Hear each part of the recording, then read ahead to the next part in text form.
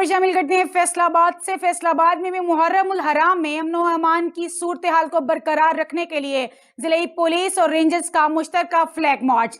तफसीलात के मुताबिक city police officer DIG Kamran की हदायत पर शहर में अमन व अमान की फिजा और मुहर्रम उल हराम के पेश नजर पुलिस फोर्स फैसलाबाद का रेंजर्स के साथ flag march SSP Madina division Saad Arshad की सरबराही में हुआ। उनके हमरा फ्लैग मार्च में ASP Gulberg, SDPO civil line, SDPO Batala colony और जिला हज़ा के दीगर अफसरान मुलाजमीन ने शिरकत की।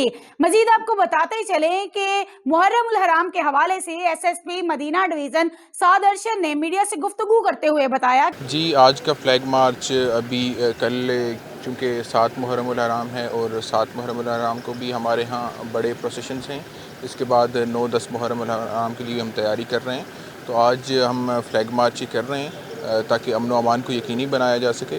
और इस सिलसिले में हमारे साथ रेंजर्स की टीम भी शामिल है, हमारे अपने डॉल्फिन फोर्स के जवान भी शामिल हैं।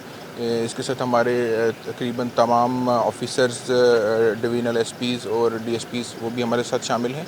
तो शहर के मुख्तलिफ़ इलाकों से गुजरते हुए हम ये फ्लैग मार्च कंप्लीट करेंगे ताकि हम अपनी रिट को इंश्योर कर सकें। Rangers, city police, dolphin force, elite force और ट्रैफिक पुलिस की टीमों ने मुश्तरका मार्च किया। फ्लैग मार्च पुलिस लाइन से शुरू चिन्योट बाजार चौक से, गुमटी चौक से, कारपोरेशन मोड़ से, राजबा रोड से, जनाब चौक से, बीसी टावर चौक से, नशात सैनिमा चौक से, जना कॉलोनी से, मंडी मोड़ से, थाना गुलाम मोहम्मदाबाद से, गोल मस्जिद से, दरबार कायम साई से, लसानी पुली से, अकबर मोड़ से, जेल रोड से पुलिस लाइन पहुंचकर इख्तिताम पजीद हो गया।